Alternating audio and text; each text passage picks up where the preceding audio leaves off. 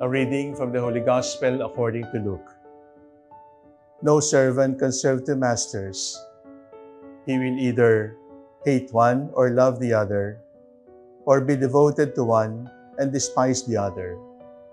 You cannot serve both God and Mammon. The most beautiful word in Christian life is yes. When a woman says yes to the man proposing marriage, it is the most beautiful three-letter word. To say yes to your parents who tell you what to do, to say yes to your teachers who challenge you to live the lessons that they have entrusted to you, it is the most beautiful word of love. Yes, I love you, and yes, I am willing to accept your love. By our yes, we make a choice. The choice for the loved one, the choice for the loved one who in turn has loved us also. But in order to live our yes, we must be courageous to say no. Because it is only in our courageous no that we will be able to prove our faithfulness to our yes.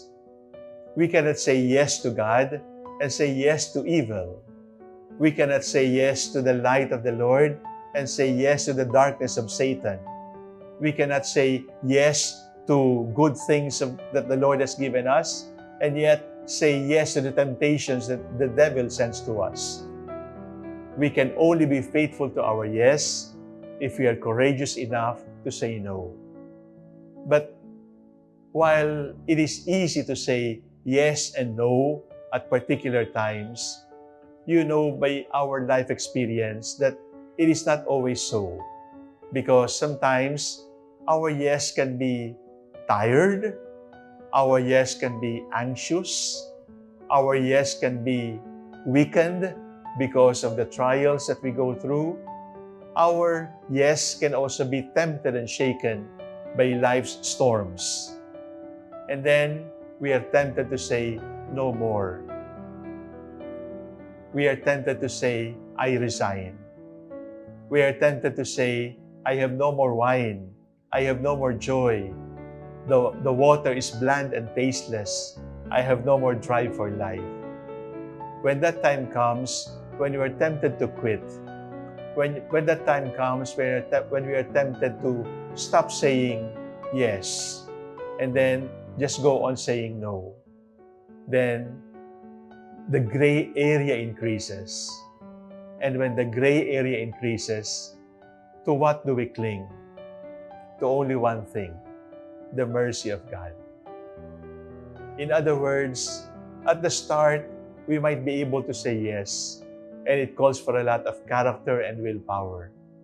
But time comes when we get tired, wounded, bruised, beaten, left for dead along the road, and then we are tempted to compromise.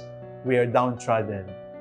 And then, when the time comes, it is not the time to give up your yes.